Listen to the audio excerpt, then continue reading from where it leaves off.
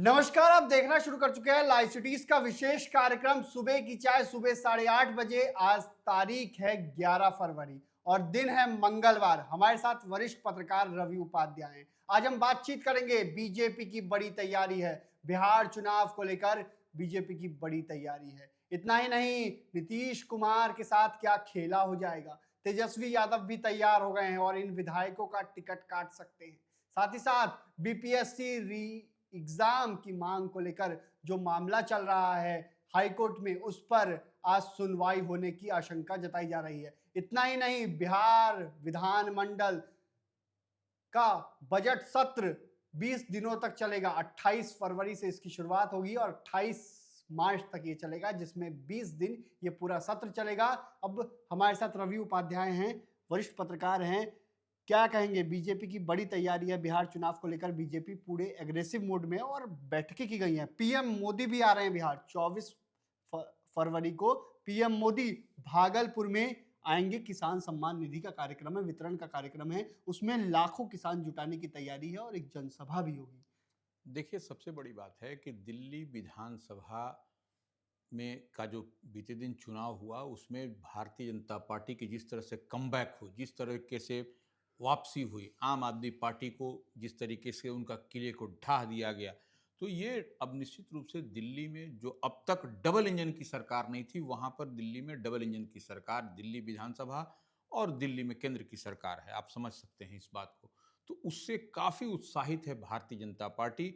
और भारतीय जनता पार्टी की अब नज़र इस वर्ष बिहार में होने वाले विधानसभा के चुनाव पर है और उसी पर टिकी हुई है नज़र। और कहीं न कहीं एक बड़ी तैयारी आप देखिएगा कि 24 फरवरी को भागलपुर में प्रधानमंत्री एकदम वो पहली चुनावी सभा, हमको लगता है कि वह चुनावी सभा कह लीजिए, चुनावी सभा का आगाज़ होगा, तो ये भागलपुर में होगा। और यह तो देखिए, किसान के लिए वो आ रहे हैं, किसानों को वो बड़ी सौगात भी देंगे, लेकिन यह कहीं न कहीं भारतीय जनता पार्टी की जो तैयारी है, बीते दिन आपने देखा कि भाजपा के प्रदेश मुख्यालय में पार्टी के तमाम कद्दावर नेता, दिलीप जायसवाल प्रदेश अध्यक्ष समेत तमाम जो सम्राट चौधरी डिप्टी सीएम, तमाम थिंक मंत्रियों को बुलाया गया था। थिंक टैंक हैं जो भी, सो तमाम लोग जुटे हुए थे। और अब चुनावी मोड में आ गई है भारतीय जनता पार्टी।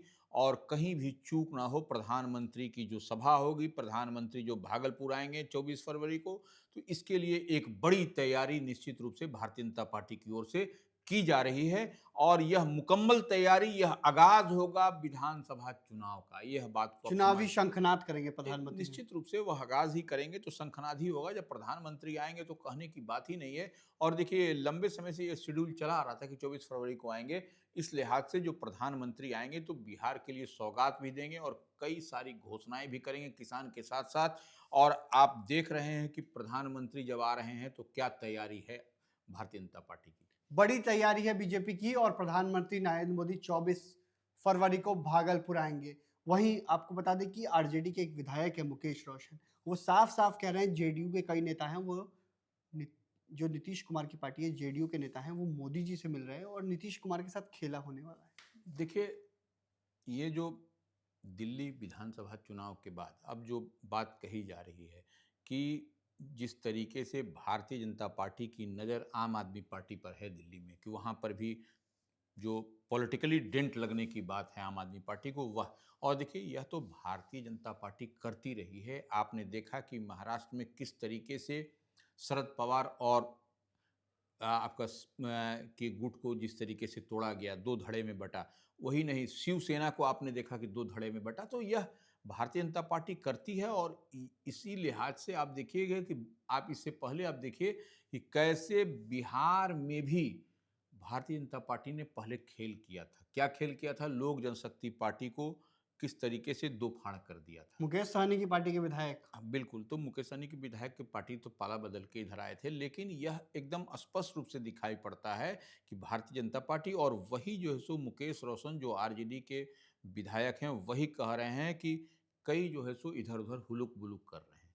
तो ये अब तो देखने वाली बात है कौन लोग हुलुक बुलुक कर रहे हैं। या तो पब्लिक डोमेन में आ ही जाएगा कुछ लेकिन दिन में। बिहार चुनाव को लेकर तेजस्वी यादव ने बड़ी तैयारी की है। बिहार चुनाव को लेकर तेजस्वी यादव की बड़ी तैयारी, और साफ साफ कह रहे हैं किन लोगों को टिकट देंगे। आपराधिक छवि वाले होंगे तो नहीं टिकट देंगे, जनता में जिनके खिलाफ मैसेज होगा उनको टिकट नहीं देंगे, जनता के बीच जो नहीं जाते हैं, जो गुंडई करते हैं, उनको टिकट नहीं देंगे। देखिए, तेजस्वी यादव निश्चित रूप से जो आरजेडी का जो कल्चर है, जो आरजेडी के बारे में कहा जाता है कि उसमें ऐसे लोगों का बोलबाला है जो बार बार आरोप भी लगते रहे हैं। आपने देखा भी था कि बीते दिन अशोक चौधरी ने क्या कहा था कि जब उनकी गाड़ी चलती थी उन लोगों के कालखंड में, तो वह राइफल का नाल निकाल करके गाड़ी में से, तो ये निश्चित रूप से उसी छवि को बदलने की कवायद है। और तेजस्वी यादव जो नेता प्रतिपक्ष हैं, आरजेडी के सर्वे सर्वा हैं, इस बार वह चाह रहे हैं मैक्सिमम स्ट्राइक रेट हो और बेहतर परफॉर्मेंस आरजेडी करता हुआ दिखाई पड़े।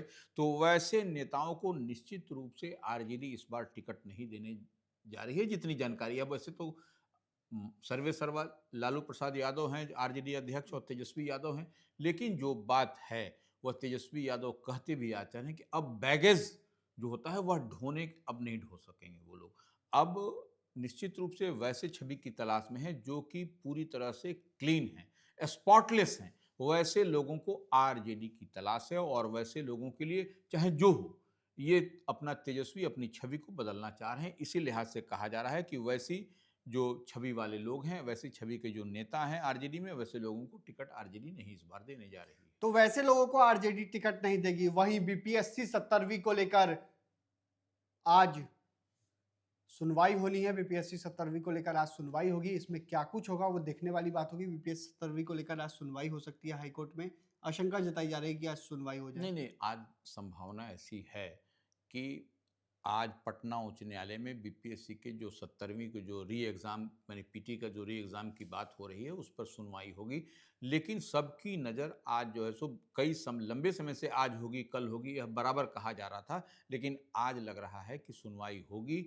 ऐसी संभावना, ऐसी चर्चाएँ हैं। अब तो वो निश्चित रूप से अगर यदि बीपीएससी अभ्यर्थियों के पक्ष में फैसला गया, जो कौन अभ्यर्थी, जो वैसे अभ्यर्थी जो लगातार अनशन, आमरण अनशन और ये सत्याग्रह पर जुटे हुए हैं, जो इसका विरोध कर रहे हैं और चाह रहे हैं कि यह परीक्षा फिर से हो, पुनर्परीक्षा हो 70वीं पीटी की, तो वो उनके लिए तो एक तोहफा होगा। लेकिन जो वैसे अभ्यर्थी जो कहीं ना कहीं पूरी तरह से मुकम्मल तैयारी में है, उनके लिए कहीं ना कहीं सेटबैक होगा ये। लेकिन खान सर कह रहे हैं, गुहार लगा रहे हैं, सीएम नीतीश कुमार से सम्राट चौधरी से गुहार लगा रहे हैं, सुन लीजिए, री एग्जाम करा दीजिए। देखिए, निश्चित रूप से खान सर गुरु हैं, तो वो चाह रहे हैं सामूहिकता में सबको, इन टोटलिटी में सबको लेकर के चलने की। इसीलिए वह चाह रहे हैं कि जो है सो यह री एग्ज़ाम हो, क्योंकि कई सारे अभ्यर्थी आपने देखा था कि वह परीक्षा से वंचित रह गए थे, नंबर एक, और क्वेश्चन जिस तरीके से झोल झालाया था वह भी एक मूल कारण बना था।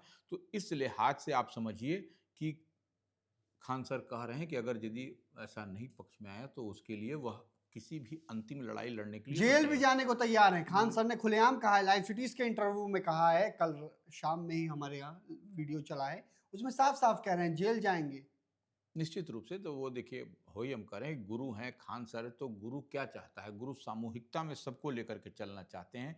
तो वही खान सर कह रहे हैं कि अगर यदि ऐसा निर्णय पक्ष में नहीं आया तो वह अंतिम में जो भी हो सकता है वह लड़ाई लड़ेंगे और उसके लिए जो भी कदम उठाना पड़ेगा वह कदम उठाएंगे। लेकिन जो गुरु रहमान सर हो, खान सर हो, जो शिक्षक अभ्यर्थी हैं, लंबे वक्त से आंदोलन कर रहे हैं।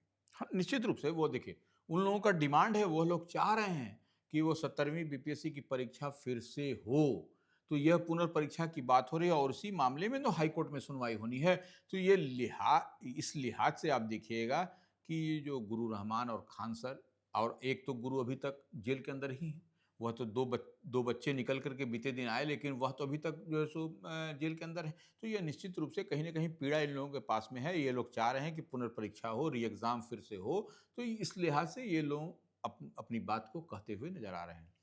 तो री एग्जाम को लेकर लंबे वक्त से आंदोलन भी चल रहा है। अब देखना होगा सुनवाई अगर होती है तो क्या कुछ सामने आता है। इतना ही नहीं, बिहार विधानमंडल का बजट सत्र 28 फरवरी से शुरू होगा, इसका नोटिफिकेशन जारी कर दिया गया है और 20 दिनों का ये सत्र चलेगा। क्या कुछ इस सत्र को लेकर जानकारी है? देखिए, बिहार विधानमंडल का सत्र जो है सो इसी समय अमूमन चलता है और ये बजट सत्र होगा। इसमें सारा जो है सो बजट पेश किया जाएगा, वाद विवाद होगा, चर्चा होगी, सरकार का जवाब होगा, इस पर डिबेट होगा। तो दोनों, तो पहला दिन जो सत्र की जिस दिन आगाज होगी 28 मार्च को, सॉरी 28 फरवरी को, तो ये आपको उस दिन ज्वाइंट सेशन होगा, ज्वाइंट सत्र होगा। संयुक्त माने बिहार विधानमंडल का संयुक्त सत्र का होगा और राज्यपाल आरिफ मोहम्मद खान इसका अभिभाषण होगा। उसके बाद से उस दिन आर्थिक सर्वेक्षण रिपोर्ट भी सदन के पटल पर पेश किया जाएगा। ये पहले दिन की कार्रवाई है। उसके बाद कुल टोटल 20 बैठकें होंगी बिहार विधानमंडल की, माने विधानसभा की और विधान परिषद की। तो ये आपको कुल 20 बैठकें होंगी। उसमें कई सारे एजेंडों पर मुहर लगेगी। हाँ, निश्चित रूप से बजट सत्र होगा तो सबके लिए एलोकेशन, सब डिपार्टमेंट के लिए अलग-अलग इसमें बातचीत होगी और निश्चित रूप से यह बजट सत्र, और सबसे बड़ी बात ये समझिए, ये बजट सत्र हंगामेदार होगा। हंगामेदार होगा। हंगामेदार होगा। बजट सत्र में कितने दिन, 20 बैठक तो है, लेकिन कितने दिन बैठक चलेगी यह सबसे सबकी नजर होगी, क्योंकि बजट सत्र हंगामेदार होगा। सरकार को, क्योंकि देखिए यह चुनावी वर्ष है, तो विपक्ष जो है सो आरजेडी है, वाम दल है, कांग्रेस है, तमाम ये लोग चाहेंगे मिल करके कि सरकार को सदन के अंदर घेरा जाए। इसके लिए जो, अब देखिए बीते दिन आपने देखा लॉ एंड ऑर्डर के मुद्दे पर तेजस्वी यादव राज्यपाल से मिलते हुए नजर आए।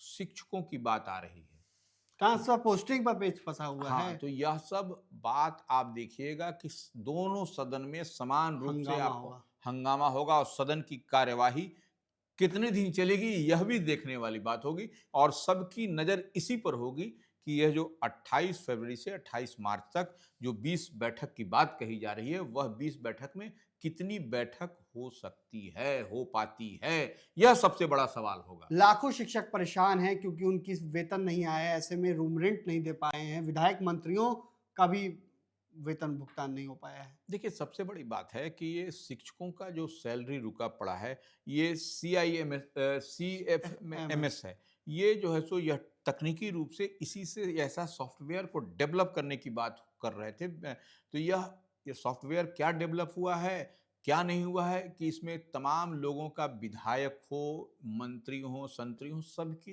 राशि जो है सो रुकी पड़ी है। और खास करके शिक्षकों का, अब समझ लीजिए जो शिक्षक पढ़ा रहे हैं वो तो एक कम सैलरी, माने क्या सैलरी है तो सब लोग जानता है।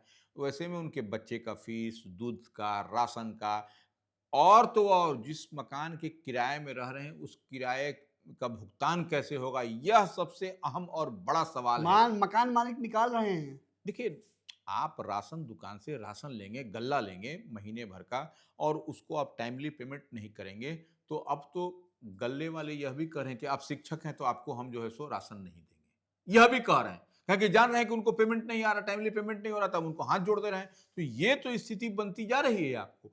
तो ऐसे में निश्चित रूप से सरकार को, अब मान लीजिए मंत्री, एमएलए, विधायक तो यह तो किसी तरीके से चला रहे हैं, लेकिन परेशानी शिक्षकों को हो रही है। जो रोजमर्रे का काम करते हैं उनको बड़ी परेशानी हो रही है निश्चित रूप से। और तो और जो अस्पताल में पीड़ित हैं, वो जो जिनको फंड मिलता है सरकारी राहत से, कोष से, वह सब भी इससे वंचित दिखाई तो पड़ बिहार रहे हैं। में लाखों शिक्षकों का वेतन रुका हुआ है, मंत्री विधायक सभी का वेतन रुका हुआ है। ऐसे में क्या होगा, कब तक वेतन आएगा, इसी को लेकर शिक्षक सवाल पूछ रहे हैं। साथ ही साथ बीपीएससी 17वीं को लेकर आज बड़ा फैसला आ सकता है, आज सुनवाई हो सकती है। वहीं बीजेपी की बड़ी तैयारी है, पीएम मोदी भी आ रहे हैं। नीतीश कुमार को क्या खेला हो जाएगा, नीतीश कुमार के साथ तेजस्वी यादव भी बड़ी तैयारी में है। तो बने रहिए लाइव फिटीज के साथ, हमारे यूट्यूब चैनल को सब्सक्राइब करिए, फेसबुक पेज को लाइक करिए। धन्यवाद।